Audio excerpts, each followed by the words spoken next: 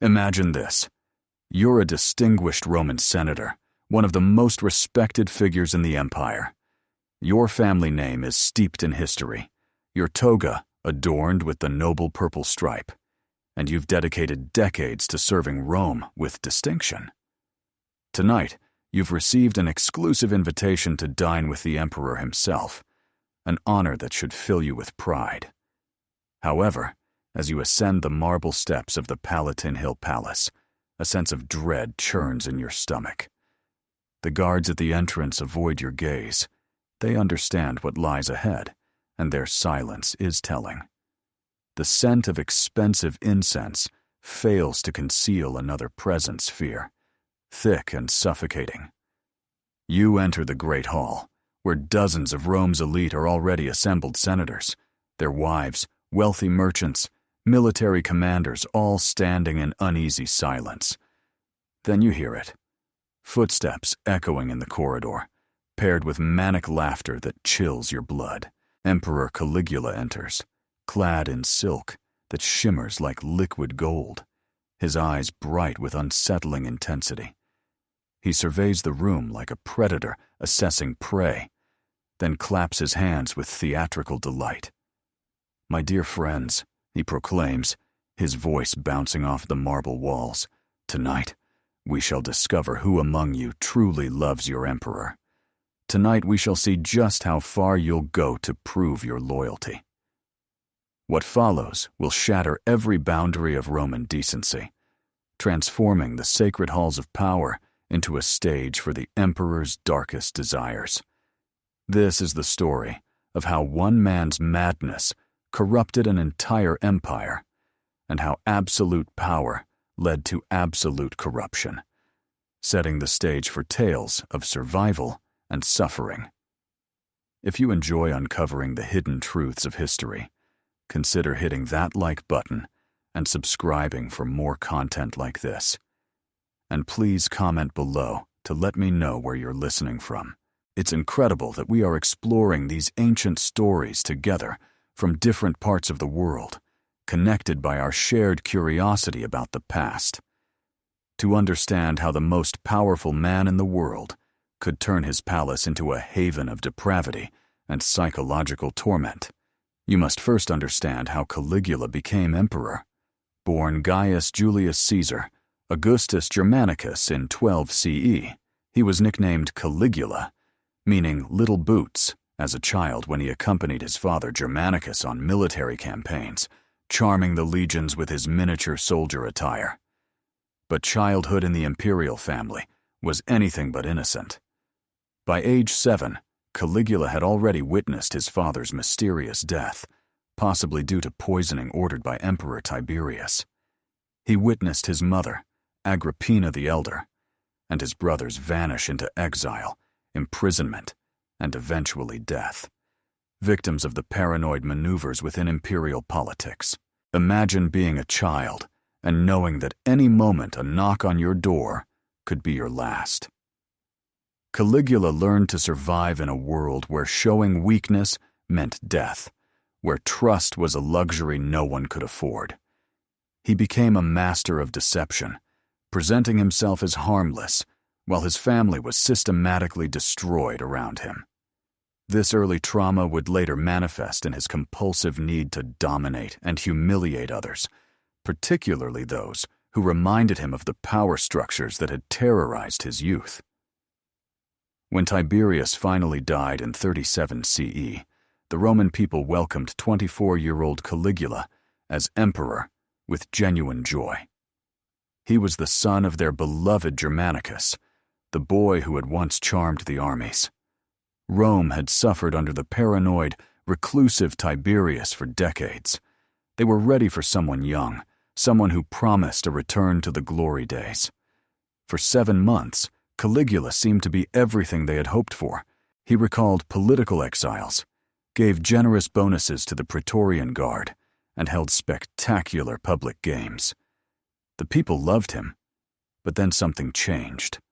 Something that would turn the imperial palace into a playground for the emperor's most twisted sexual fantasies.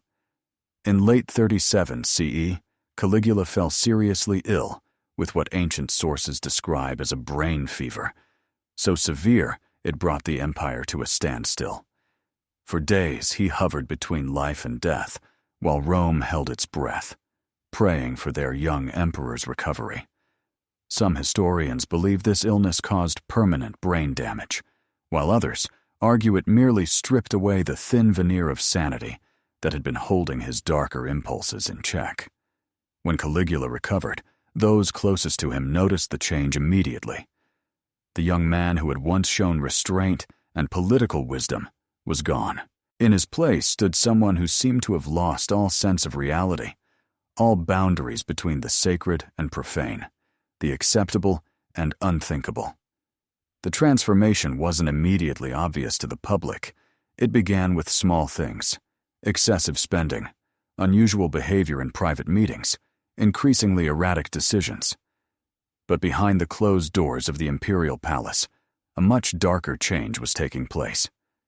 Caligula had discovered something during his brush with death, the intoxicating realization that as emperor, he could do literally anything to anyone, and no one could stop him. The palace staff were the first to witness Caligula's transformation. Servants who had served the imperial family for years suddenly found themselves subjected to the emperor's bizarre whims and sexual demands. Young male slaves were particularly vulnerable. Caligula would summon people to his private chambers, coercing them into acts that defied Roman dignity. The female servants endured the most suffering. Ancient accounts, written in the cautious language of their era, describe how the emperor roamed the palace corridors at night, randomly selecting women to satisfy his desires. These encounters were not consensual. They were displays of dominance to assert Caligula's absolute power over all. His desires extended beyond servants to the wives of senators and high-ranking officials, whom he invited under the guise of discussing their husbands' careers or family matters. These women, raised under strict Roman moral codes, faced situations where rejecting the emperor meant death for themselves and their families. A particularly chilling account describes Caligula forcing these women to strip and perform sexual acts while he watched, sometimes bringing in multiple women at once to compete for his attention. The psychological torment was as calculated as the physical abuse. Proud Roman matrons, once respected throughout the empire, were reduced to mere playthings for the emperor's amusement. What made Caligula's actions particularly horrifying was not just the sexual abuse itself, but how methodically he used sex as a weapon to dismantle the Roman social order. By forcing the empire's most respected citizens to participate in or witness acts of sexual degradation, he could break their spirits more completely than any physical torture. The emperor began hosting elaborate dinner parties that started as typical social gatherings, but inevitably turned into orgies. He would invite senators and their families, initially maintaining a facade of civilized entertainment. But as the night progressed, he would make increasingly inappropriate demands.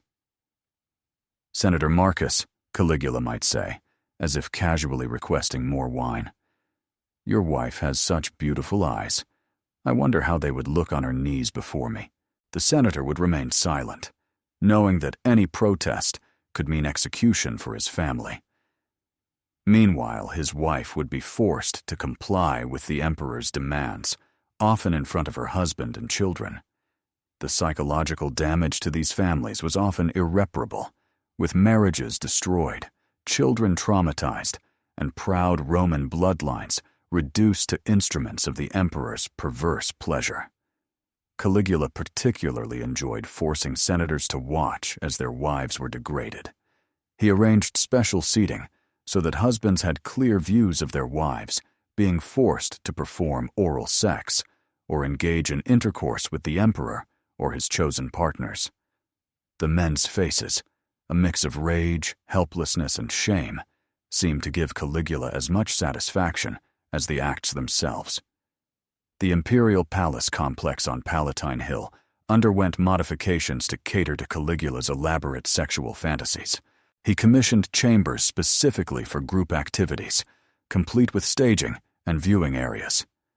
Ancient architectural fragments suggest rooms where normal furniture was replaced with couches and circles, allowing for maximum visibility from multiple angles.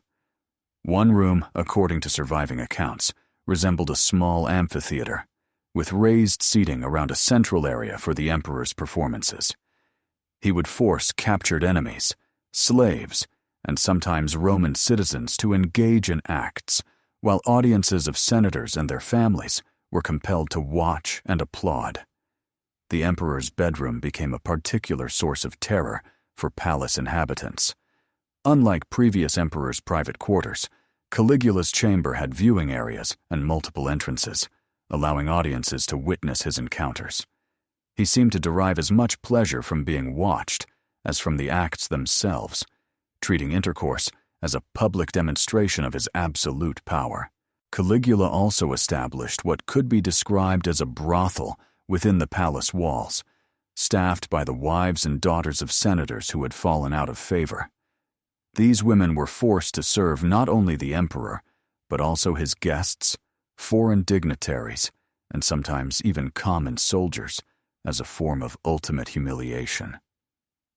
The emperor often personally oversaw these activities, providing commentary and direction, like a theater director staging a play. Perhaps most shocking of all was how Caligula incorporated sexual degradation into religious and political ceremonies, which were central to Roman civilization. Traditional rituals, once performed with solemn dignity, were twisted into opportunities for humiliation. During formal Senate meetings, the emperor would sometimes demand that senators' wives provide services while their husbands conducted business.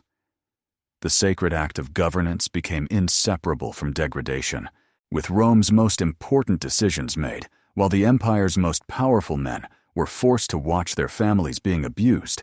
Religious ceremonies were similarly corrupted. Caligula claimed divine status and demanded that rituals include acts performed in his honor. Priestesses who had vowed chastity were compelled to engage in public intercourse as part of worship, while traditional festivals turned into elaborate orgies with unwilling participants from Rome's noble families. The emperor's marriages were especially infamous. He married and divorced frequently, often within days, using each ceremony to sexually humiliate the bride's family. In one instance, he forced a bride's father to watch as he consummated the marriage in front of the entire wedding party, treating marriage as a public display of conquest. Caligula's sexual desires extended beyond personal gratification. They became a means of economic terrorism against Rome's wealthy families. He targeted the most beautiful wives and daughters of affluent citizens, demanding sexual access in exchange for their family's safety and prosperity. This created a grotesque marketplace where Roman nobles had to offer their female relatives for political favor or survival. Families received invitations for their women to attend private meetings with the emperor, knowing what these entailed, but unable to refuse without risking everything. The emperor also imposed a taxation system based on sexual services. Wealthy families had to provide their women for specific periods at the palace, with the duration and frequency based on their financial status. This wasn't traditional prostitution, but sexual slavery forced upon the privileged classes as a show of absolute imperial power. Women who resisted faced horrific punishments. Some were forced into public sexual acts during gladiatorial games, while others were sold into prostitution, stripped of their noble status to serve common soldiers and slaves. The message was clear. No one, regardless of birth or status, was beyond the emperor's reach. The impact on the women involved in Caligula's sexual theater was devastating and long-lasting. Raised under strict moral codes, these women were taught that their virtue was their most precious asset, and their duty was to their families and the empire. being reduced to sexual objects for the emperor's entertainment caused deep psychological trauma. Many were forced into acts that violated their dignity and religious beliefs. The conflict between their upbringing and their forced degradation often led to complete psychological breakdown. Some women attempted suicide rather than comply with the emperor's demands, but Caligula had foreseen this. Families of women who killed themselves faced severe punishment, sometimes execution, sometimes financial ruin that obliterated entire bloodlines. This trapped women between their personal honor and their family responsibilities, with no choice that didn't lead to devastating consequences. The emperor seemed to relish breaking the spirits of women who initially resisted. He subjected them to increasingly degrading sexual acts until they submitted entirely, their resistance crushed by relentless imperial power. These broken women became examples to intimidate others, their submission a warning of what happened to those who defied the emperor's will. Perhaps even more psychologically damaging was the forced complicity of Roman men in their families' sexual degradation. Senators and other high-ranking officials were not merely passive witnesses to their wives' and daughters' abuse. They often had to actively participate in arranging and facilitating these encounters. Caligula demanded that fathers personally deliver their daughters to his chambers, husbands prepare their wives for encounters, or brothers help restrain their sisters during group activities. This forced participation created trauma beyond simple witnessing. These men became accomplices in their own family's destruction. The emperor understood that by making these men complicit in the abuse of their loved ones, he destroyed their ability to maintain any sense of honor or dignity. The senator who helped tie down his own wife for the emperor could never again command the same respect in the Senate. His authority was permanently compromised by his participation in his family's degradation. Some men tried to resist by refusing to bring their female relatives to palace gatherings, but Caligula had prepared for this too. Families that failed to comply faced immediate execution, often in public as a warning.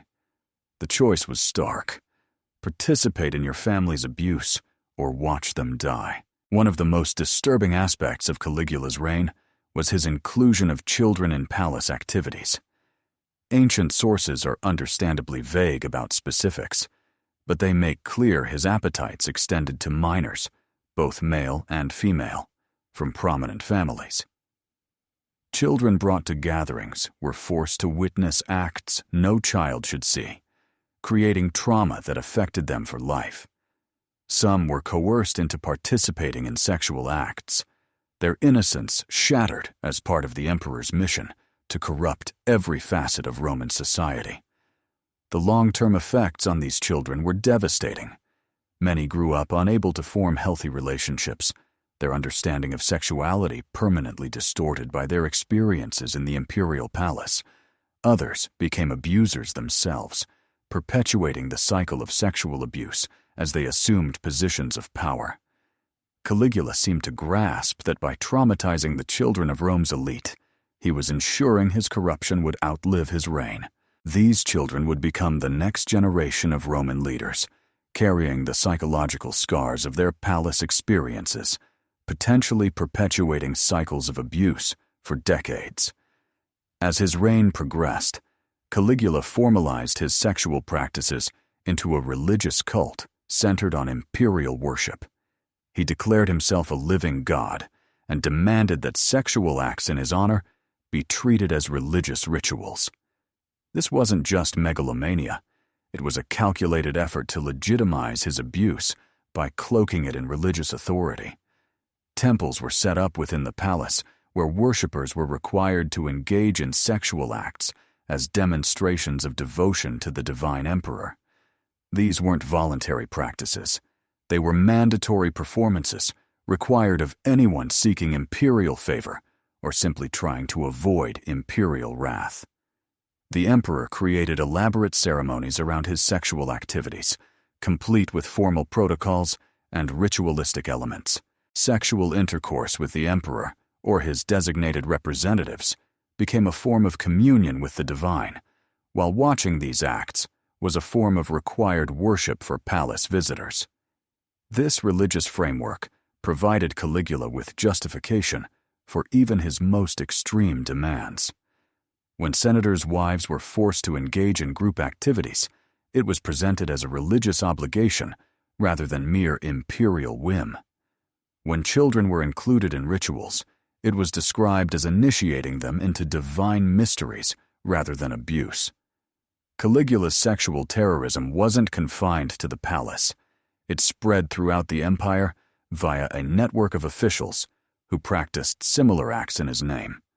Provincial governors, military commanders, and other representatives were encouraged to establish their own versions of the emperor's court, creating an empire-wide system of exploitation and abuse. These officials knew their continued favor with the emperor depended on their willingness to participate in and facilitate abuse.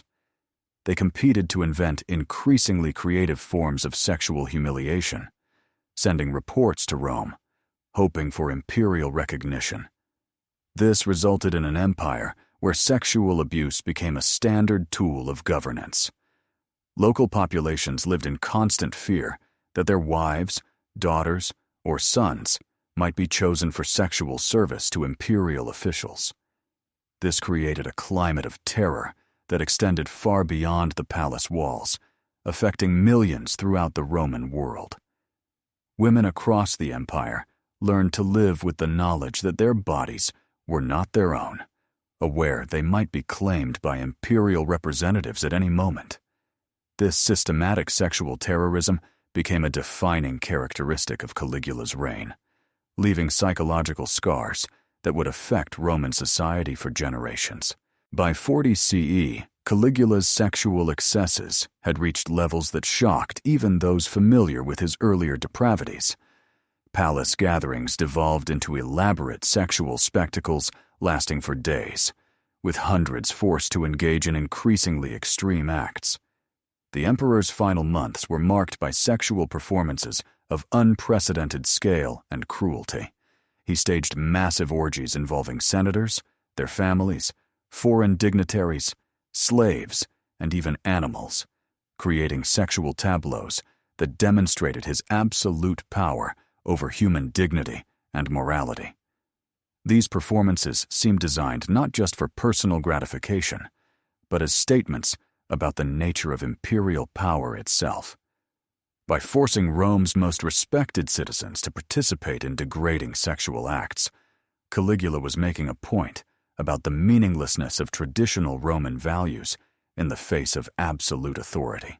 The breaking point came when Caligula announced his intention to make his sexual practices the official religion of the empire, requiring all Roman citizens to participate in sexual rituals as demonstrations of loyalty.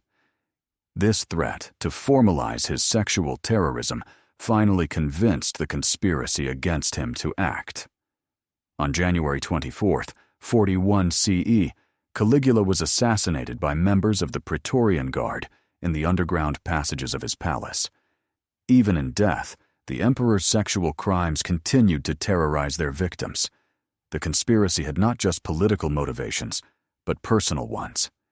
Several assassins had been forced to watch their family members subjected to the emperor's sexual abuse. The new emperor Claudius faced the enormous task of dealing with the aftermath of Caligula's sexual reign of terror.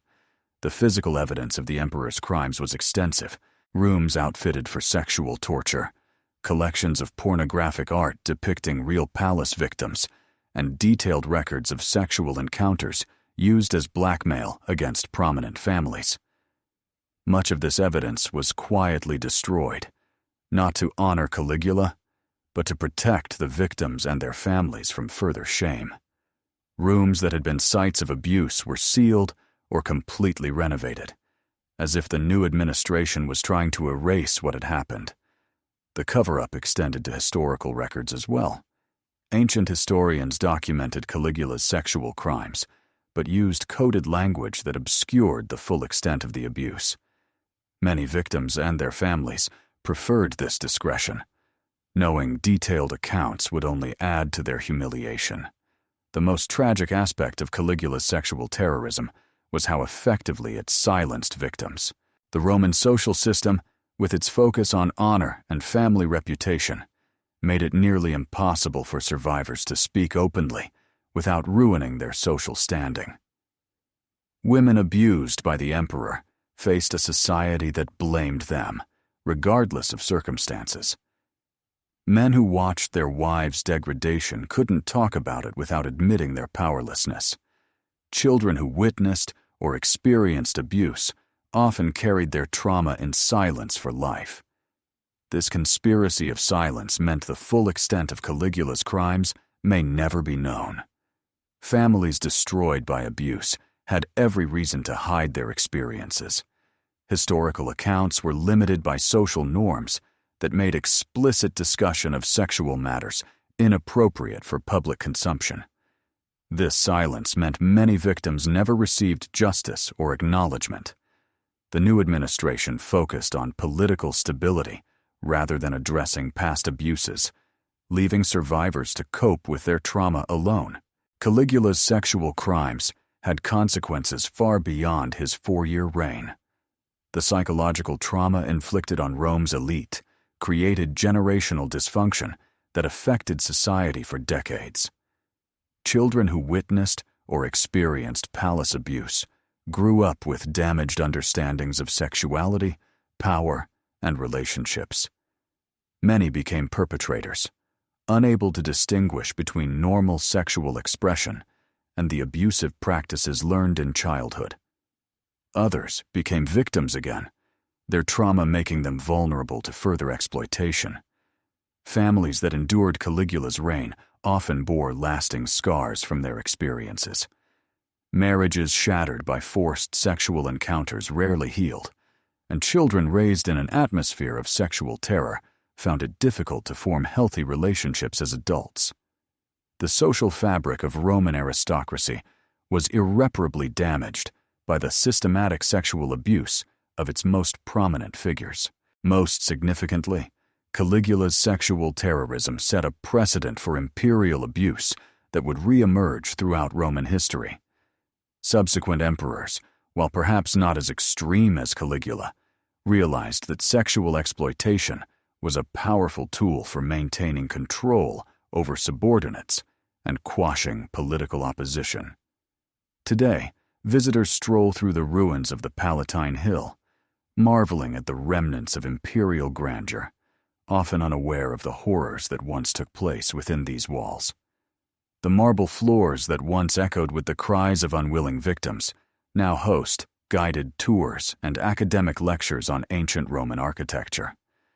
Yet, for those who know where to look, the evidence remains. Foundation stones once supported rooms specifically designed for sexual torture. Drainage systems carried away the physical remnants of countless assaults, and underground passages hid terrified victims awaiting their turn to face the emperor. The ghosts of Caligula's victims still linger here. The senator's wife who ended her life rather than face another night of imperial attention. The 10-year-old boy who witnessed his mother's suffering, and the proud Roman matron forced into prostitution in the palace brothel. Their stories were deliberately erased from history, but their suffering is etched into the stones of this place. Caligula's transformation of the imperial palace into a theater of sexual horror lasted under 4 years, but its impact reverberated through Roman history and continues to resonate today. The emperor's crimes serve as a reminder that sexual abuse has long been a weapon for those who seek to dominate and control, and that even the most sophisticated civilizations can be corrupted by individuals who recognize no limits to their power. Though the palace now lies in ruins, its lessons endure. The systematic sexual abuse of the vulnerable by those in authority isn't merely an ancient relic. It recurs whenever individuals are granted unchecked power and choose to wield it malevolently. The primary difference between Caligula's sexual terrorism and modern abuse lies in scale and documentation, while the fundamental dynamics of power, control, and exploitation remain disturbingly consistent across the ages. Ultimately, the emperor who transformed his palace into a site of debauchery left more than just traumatized survivors and political turmoil in his wake. He established a template for sexual terror that would be examined and, at times, copied by tyrants throughout history. His legacy is not etched in marble monuments or bronze inscriptions, but in the psychological scars handed down through generations of victims, a stark reminder that the most heinous crimes often devastate not only bodies, but souls.